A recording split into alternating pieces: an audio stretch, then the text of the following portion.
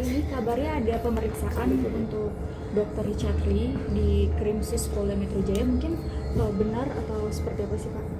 Ya, pertama saya sebagai kuasa hukum untuk yang perkara dia yang di Polda Metro Jaya ya, saya tidak ada info, tidak ada pemberitahuan bahwa hari ini ada pemeriksaan.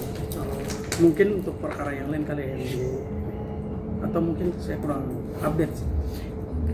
Berarti sampai saat ini maksudnya nggak ada pemberitahuan untuk pemeriksaan lanjutan untuk DRL gitu, sama sekali belum ada Bang? Kalau yang perkara yang di Polda Metro Jaya itu kan berkas sementara di kejaksaan, ya kan mereka sudah tahap 1 kemarin kan, dan sampai hari ini kita belum ada informasi kalau DRL diperiksa di Polda Metro Jaya terkait dengan yang pelimpahan tahap 1 tadi, berarti ada petunjuk dong dari jaksa, berarti dia akan diperiksa. Tapi hari ini kan nggak ada informasi dari penyidik. Berarti masih ada kemungkinan diperiksa lagi DRL walaupun udah dilimpahkan gitu atau gimana? Kalau itu kan masih tahap 1. Tahap 1 itu kan baru penyerahan berkas tersangka, berkas saksi, dokumen-dokumen terkait itu serahkan ke kejaksaan. Nanti kejaksaan itu akan meneliti jika masih ada keterangan atau unsur yang dirasa mungkin ini belum terpenuhi, mereka akan berikan petunjuk kepada penyidik untuk dilengkapi. Nah nanti itu berarti namanya P19 itu. Nah sampai sekarang ini kan kita belum dapat informasi dari penyidik bahwa ada panggilan pemeriksaan. Berarti kalau ada panggilan pemeriksaan berarti itu berkaitan dengan petunjuk yang diberikan oleh jaksa. Oke, berarti bisa ditegaskan bahwa sampai saat ini belum ada pemanggilan pemeriksaan untuk DRL Bang ya? Belum ada. Soal kata Dokter, ini bakal secepatnya kemungkinan minggu ini bakal dipanggil untuk diperiksa.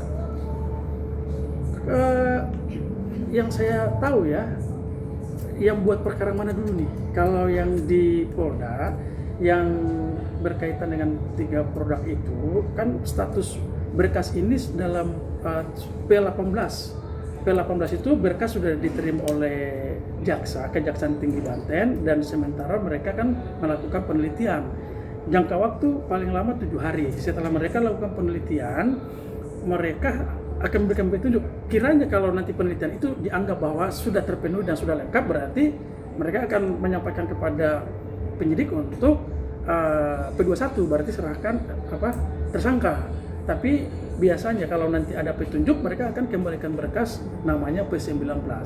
Kayak gitu. Itu untuk perkara yang di Polda. Saya kurang tahu kalau panggilan hari ini update-nya seperti apa yang karena nggak ada dari penyidik. Saya mungkin apa itu dari siapapun kita nggak tahu. Informasi dari Dokter itu bahwa itu laporan Dokter yang di Polres Jaksel Bang. Nah, kalau di Polres Jaksel kebetulan saya belum diberikan kuasa. Ya, jadi mungkin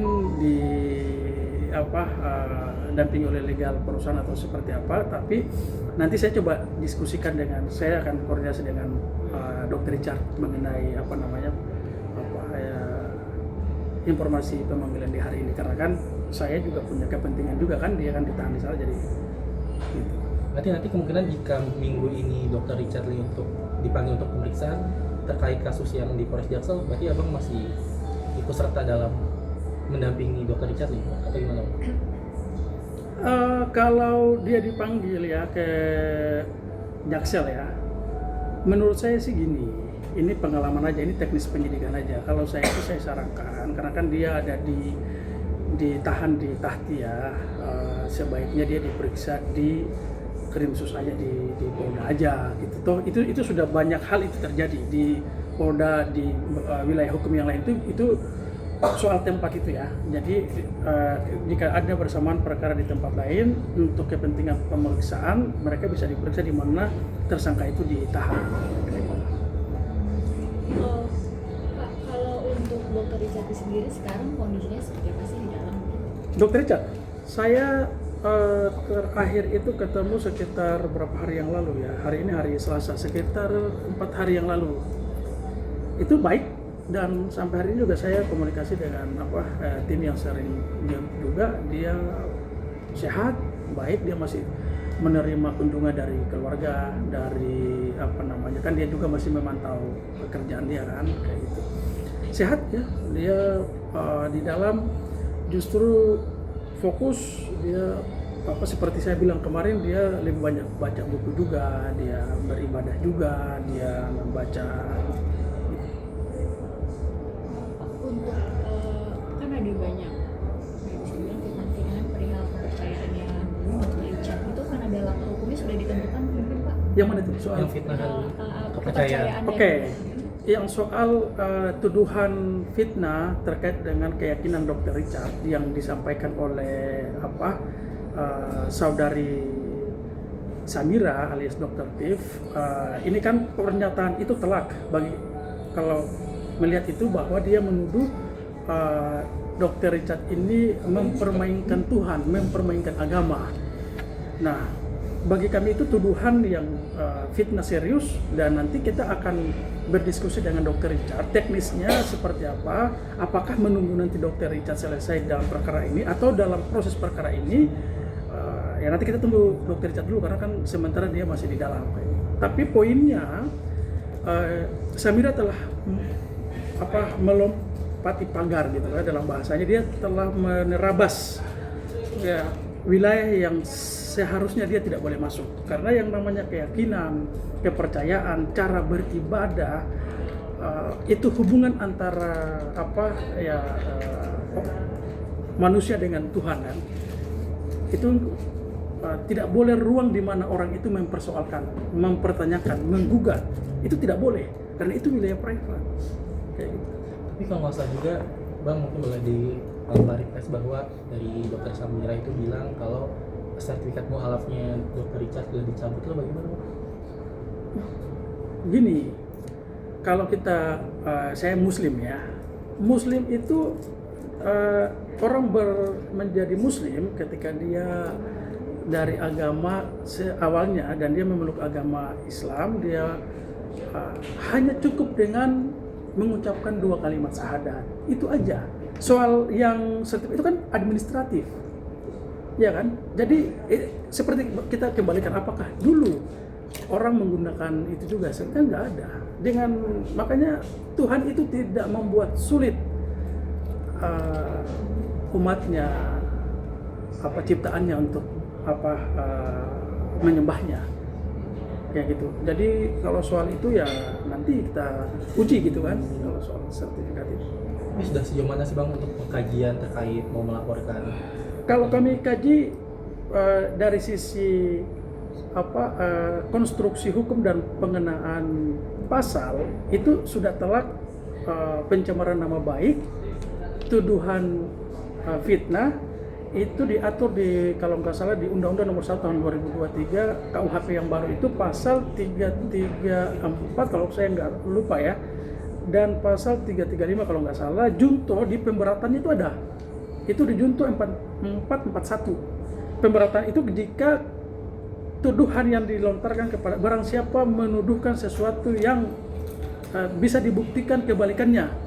Jadi Samira menuduh klien kami, Dr. Richard, bahwa dia mualaf itu belum pernah menjadi mualaf.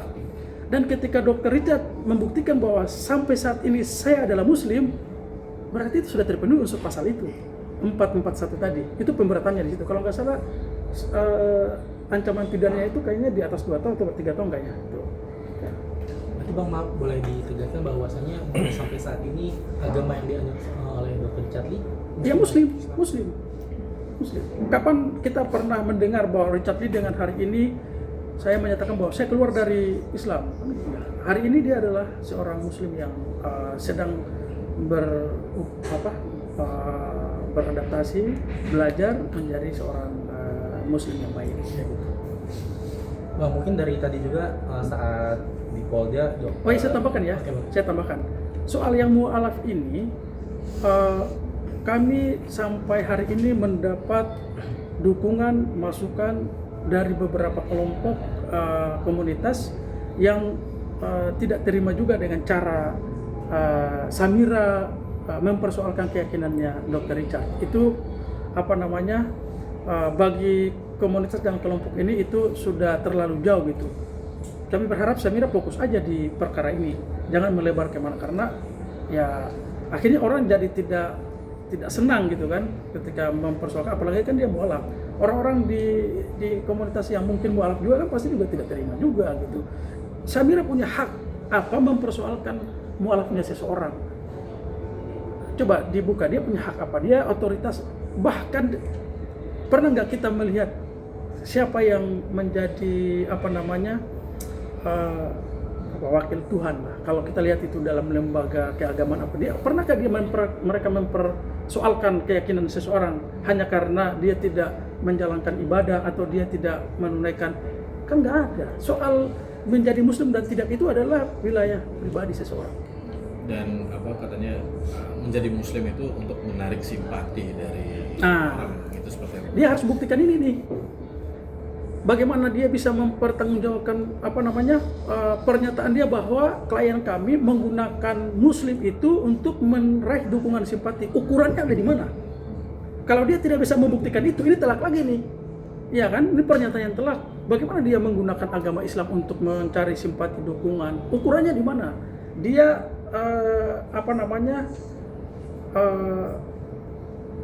konkretnya seperti apa? Dukungan muslim, dukungan simpati, dukungan itu mana? Nggak ada. Orang hari ini malah orang di luar sana justru orang yang saya ini bukan karena klien saya lalu saya mau membela dia, tapi saya baca ada terjadi dukungan yang naik, yang simpati karena Dr. Richard ini seperti dipersekusi, orang yang dizalimi, orang yang diserang, mempersoalkan, mempertanyakan keyakinan dia, menuduh bahwa dia mempermainkan agama, menggunakan keyakinan dia sebagai cara mencari simpati. Padahal tanpa itu juga orang ini sudah punya dukungan. Dia orang baik. Dia yang terlibat dalam kegiatan-kegiatan sosial, dia banyak membantu orang, dia orang yang berderma dengan orang. Dia ada itu bisa dibuka itu. Pasti Bapak Ibu teman-teman wartawan juga mungkin bisa lihat tuh, dia punya aktivitas. Ada juga dia dari pendapatan yang dia dapat itu dia sisihkan juga. Kayak orang-orang yang kurang mampu, kayak anak yatim itu. Dan dia bantu itu tidak ini.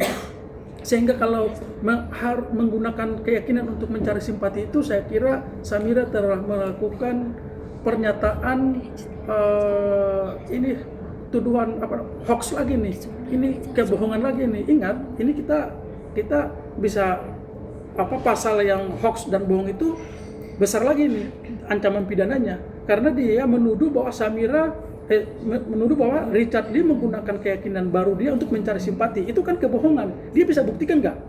Dan itu kita pastikan kita akan lapor dengan pasal itu. Ini saya sampaikan ya buat Samira lah ya. Kamu bermain, kami akan mengikuti gaya bermain Anda. Semakin Anda seperti ini, saya pastikan kami akan kejar. Karena soal keyakinan itu, siapapun akan mempertaruhkan segalanya. Kamu boleh mempersoalkan hal yang lain. Tapi kalau kamu masuk pada hal yang paling prinsip dan dasar, orang pasti akan berdiri untuk mempertaruhkan itu. Siapapun, jangan pernah. Karena soal keyakinan itu hal yang paling private, hal yang paling hakiki buat seseorang. Oke. Terkait media sosial yang dimaksud Doktif tadi yang disinggung mungkin seperti apa? Media sosial, medsos yang akan disita. Saya kalau soal itu nanti mungkin sama penyidik ya. Karena kan begini, saya ini nggak perlu terlalu sering juga menanggapi Samira gitu, dia bukan penyidik. Nah, saya harus secara hukum harus menanggapi dia. Ya. Tapi Bang berarti menegaskan lagi Bang, kan tadi maksudnya kabarnya ada pemanggilan, tapi pada akhirnya yang datang cuma adoptif dan pihak Richard Lee tidak datang. Berarti itu memang tidak ada. Gini, Samira juga harus menghargai. Kalaupun ada pemanggilan, ngapain dia datang ke sana? Kan gitu. Berarti dia seperti tidak mempercayai kerja-kerja hukum yang sedang dilakukan oleh penyidik gitu kan. Setiap hari dia harus datang. Kan ada itu nanti namanya SP2HP, surat pemberitahuan perkembangan hasil penyidikan. Kan pasti dikasih itu sudah sampai di mana tahapan-tahapan penyidikan. Kan pasti dikasih dia. Apakah dia sebagai pihak dalam perkara ini juga kan nanti itu. Nah, kayak gitu. Jadi jangan juga Samira ngomong gini ya, tapi nggak apa-apa, mungkin itu karakter dia ya kayak gitu. Bahkan mungkin dia hadir juga untuk apa sekaligus mengawal kali bang, mungkin mengawal kasus ini terhadap apa namanya dengan Dr. Richard Lee juga. Ya kan, ya kalau kawal itu kan tinggal nanti datang tanya aja gitu kan, tapi saya tidak melarang dia datang, itu apa hak dia untuk datang. Cuman kami yakin sungguh juga bahwa polisi kita polisi yang baik, mereka bekerja juga dengan sangat profesionalitas, tidak perlu ada apa namanya gerakan-gerakan datang di situ kok ngapain gitu. Ini prosesnya sedang berjalan, dan bagi kami dulu dari tim kuasa hukum Dr. Richard, kami juga siap gitu ketika nanti perkara ini dilimpahkan. Oke? Bang, mungkin terkait ini bang, tadi Dokti ditegasin bahwasanya ini laporannya Dokti yang buat, bukan orang lain yang buat. Mungkin gimana yang abang Melalui tahu? pengacaranya. Melalui pengacara. Yang mana dulu nih? Yang di Polda ya, yang laporin Dr. Richard Lee. Iya, tapi yang di Selatan? Banten ya, Banten. Enggak ada di Banten. Yang melalui Yang akan disidangkan. yang akan disidangkan. Yang akan disidangkan. Oh, yang kalau laporan di Polda, saya baca itu namanya itu Haryadi. Haha, siapa namanya? Haryadi Hardi. Haryadi Hardi. Itu saya nggak baca namanya Doktif di situ. Sorry. Yang saya tahu itu pelapornya Haryadi Hardi. Itu lawyernya dari beliau. Oh, lawyer ya. Lawyer. Ya, saya juga baru tahu. Gimana bagaimana? Tanggapannya bang? Ya itu ya berarti pelapornya Haryadi Harding gitu, karena yang tercatat di apa? Di surat tanda apa laporan nomor sekian itu atas nama pelapornya Haryadi Harding. Nah mungkin gimana nanggepinnya kan, dokter bilangnya dia melaporkan tapi melalui lawyernya gitu bang. Oh, Haryadi Harding itu lawyernya si Samira. Iya. Oh, ya mungkin saya juga nggak. Berarti belum pernah ada komunikasi terjalin antara Bapak dengan kuasa hukum Doktif selama Nggak pernah ketemu, nggak pernah ada ini. Oke, sip, kawan-kawan. Saya pikir cukup ya. Terima kasih. Terima kasih banyak Pak.